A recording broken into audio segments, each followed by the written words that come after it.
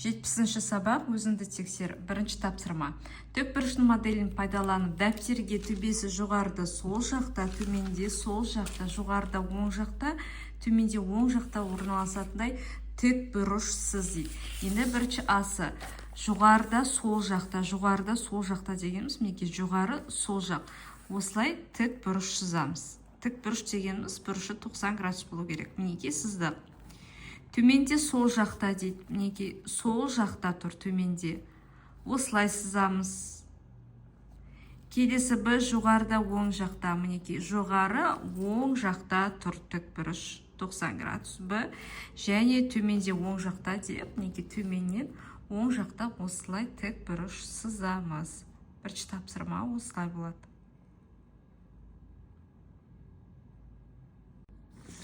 Келесі тапсырманы дәптерге орында ұзындықтары 1 дециметр, 3 сантиметр және 2 сантиметр болатын екі кесінді және олардың қосындысы мен айырмасына тең кесінділер сыздейді. Бірінші ұзындықтары 1 дециметр, 3 сантиметр және 2 сантиметр болатын екі кесінді сызбалайық. 1 дециметр, 3 сантиметр дегеніміз 1 дециметрде 10 сантиметр бар, сонымен бұл 13 сантиметр болады. Мінекей 13 сантиметр кесінді осылай сызбаламыз және 2 сантиметр астына осылай сызбаламыз кесінді. Енді келесі екі кесінді олардың қосындысы және айырмасына тең дейді. Олардың қосындысы деген демек 1 дециметр 3 сантиметр мен 2 сантиметрді қосамыз. Яғни 13 сантиметр мен 2 сантиметрді қосамыз 15 сантиметр болады және осы кесінді сызбаламыз. Мінекей 15 сантиметр сызып алдық. Және олардың айырмасы дейді. Демек 13 сантиметрден 2 сантиметр азайтамыз. Ол 11 сантиметр. 11 сантиметр осылай кесінді сызбаламыз. Сонда екінші тапсырма осылай орындалады. Келесі әрі қарай екінші тапсырманың келесі тапсырмасы буындардың ұзындықтары 3 сантиметр, 4 сантиметр және 1 сантиметр тұйықталмаған сынық сызықсыз дейді. Мінекей 3 сантиметр осылай аламыз, 4 сантиметр деп 1 сантиметр қылып алып, сынық сызықты осылай сызамыз. Бұл тұйықталмаған сынық сызық. Мінекей осылай болады. Және одан кейін бір нүктеден шығатын 4 сәулесіз дейді. Бір осылай нүктені алып аламыз да, кез келген бағытта өздеріңіз 4 сәуле сызсаңыздар болады. Мінекей. Екінші тапсырманы осылай орындаймыз. Үшінші тапсырма дәптердің тура ортасындағы 4 төркөздің шекараларын шаршы болатына етіп қызыл қарындашпен қоршап сыз дейді. Мінекей, мынау тура ортасын алып, алдымен осылай қызыл қарындашпен шаршы 4-деуін алып алдық. 4 төркөз дейді. 1, 2, 3, 4. Осылай сызып алып аламыз тура ортасына.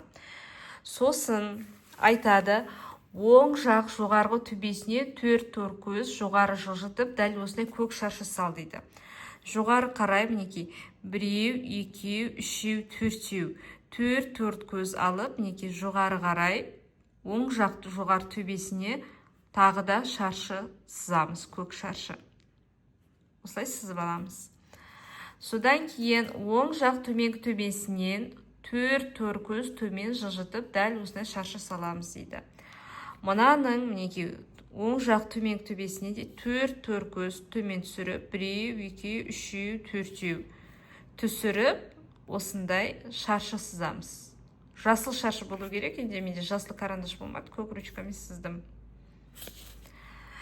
Одан кейін сол жақ жоғары төбесінен оңға қарай 3 төркөз жылжытып, дәл осындай қоңыр шаршы сал дейді. Бұл сол жақ жоғары төбесінен, сол жақ жоғары төбесі деген мынау. Оңға қарай 3 төркөз жылжытып, 1, 2, 3. 3 төркөз жылжытып, қоңыр шаршы саламыз. Мінекей қоңыр түс болмайды, осы түспен бояп қойдым. Және сол жақ төменгі төбесінен, сол жақ төменгі төбесі дегеніміз мынау. Солға қарай 3 төркөз жылжытып, 1, 2, 3. Дәл осындай күлгін шаршы саламыз. Сонда үшінші тапсырмада берілген фигуралар осылай салынады. Мінекей. Дәптердің тура ортасынан алдым. Төртінші тапсырма, дәптерге үшбұрыштар сыз, олардың әр қайсының бір бұрышы тік болсын, бір доғал бұрышы болсын, үш сүйір бұрышы болсын дейді. Мінекей бір тік бұрышы болсын дегеніміз осылай сызамыз. Тік бұрыш, яғни 90 градус. Мінекей сыздық, біріншісі осылай орындалады. Екіншісі бір доғал бұрыш болсын дейді. Мінекей екінші үш бұрышты осылай сызамыз. Бір доғал бұрышы бар, яғни 90 градустан көп. Және үш сүйір бұрышы болсын деген, ол мына үш бұрышты сыздық. Үш сүйірі бар, яғни 90 градустан аз. Мінекей төртінші тапсырманы осылай орындадық. Енді келесі бесінші дәптерге төрт бұрыштар сыз, олардың әр қайсының екі тік бұрышы болсын дейді. Мінекей төрт бұрыш сыздық, екі тік бұрышы болсын, мінекей екі тік бұрышы бар, 90 градусқа тең, мінекей. Осылай сызық. Енді келесі бір доғал, бір сүйір бұрышы болсын дейді.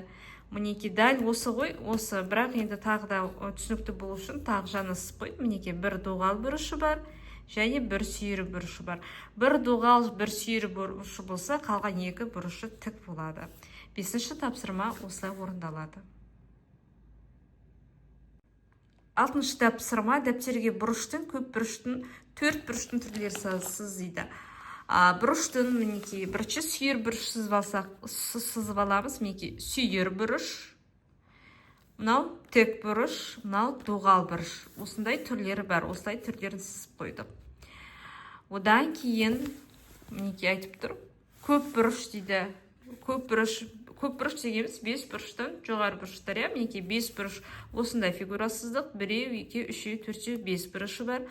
Одан кейін мынандай фигура сыздым. 6 бұрышы бар. 1, 2, 3, 4, 5, 6. Және келесі көп бұрышымыз осындай болды. 1, 2, 3, 4, 5, 6, 7, 8 бұрышы бар. Және соңғысы төрт бұрыштың түрлерін дейді. Төрт бұрыштың бізде тік төрт бұрыш бар, осылай сызып аламыз, яғни тік төрт бұрыш дегеніміз барлық градусы 90. Одан кейін шаршы сызып алдық. Барлық қабырғалары тең. Және төрт бұрыштың тағы бір түрі, мына түрі бар. Екі тік бұрышы бар, бір доғал, бір сүйір бұрышы бар. Осындай төрт бұрыштардың түрлерін сыздық. Алтыншы тапсырманың орындалуы осындай. Жетінші тапсырма, тура теңдік пен тура теңсіздікті ғана жаз дейді. 8 ондық, 7 бірлік 99-дан үлкен дейді. Дұрыс па? Дұрыс емес. Демек 8 ондық дегеніміз 80, 7 бірлік, яғни бұл жерде 87, ол 99-дан үлкен емес. Демек бұны жазбаймыз. Одан кейін астында 39 қосу 8, 39-ға 8 қоссақ 47, бұл дұрыс, осыны жазамыз. Келесі 6 дециметр 8 сантиметр тең 86 сантиметр. Бұл дұрыс па? Дұрыс емес. Өйткені 6 дециметр 8 сантиметр дегеніміз 68. 68 мен 86 тең ба? Тең емес. Демек, мынаны жазбаймыз. Келесі 76 азайту 8 кіші 69-дан. 76-дан 8-ді азайтса қанша шығады? 68 шығады. 68, 69-дан кіші, бұл дұрыс. Демек, 7-ші тапсырмаға астында екеуін жазамыз. 39 қосу 8-тен 47-ні жазамыз. Және 76 азайту 8 кіші 69. Осы екеуін жазамыз. Келесі 2-ші тапсырма, сандылықты анықта, сандар тізбегін толықтыр. 22, 22-ден кейін 23 берілген. Яғни 22-ге бір қоссақ 23, одан кейін бізде 25 берілген. 25 дегеніміз, яғни 23-ке 2-ні қосу. Сосын қарасаңыздар, 25-тен кейін 26, ол 25-ке бір қоссақ 26 шығады. Одан кейін 28, ол қосу 2. Сонда заңдылық әрбір шыққанға плюс 1, плюс 2 болып тұр ғой.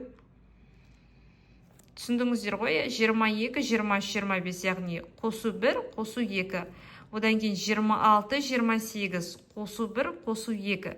29 жазған, қосу 1, 31, қосу 2. 32, қосу 1. 32 мен аяқталып, мұна тұрған сандарды табуымыз керек. Енді бізде қосу 1, қосу 2 болды. Мына жерде қосу 1 мен аяқталып тұр. Демек, келесіне біз 2-ні қосамыз. 32-ге 2-ні қосамыз, 34 шығады. 34-ке 1-ді қосамыз, 35, 35-ке 2-ні қосамыз, 37.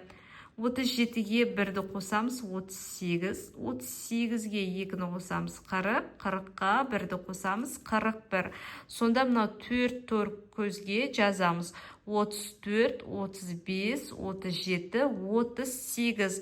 Бұл жердегі заңдылық қосу 1, қосу 2. Мінеке әр қайсыны астына жазып қойдым. Түсінікті ма, достар? Сұрақтарыңыз болса жазыңыздар, міндетті түрде жауап беремін. Келесі сабақты көру үшін менің каналыма тіркеліп, колокольчик белгісін басыңыздар. Видео ұнаған болса лайк басамыз, достарымызбен бөлісеміз. Келесі кездескенше.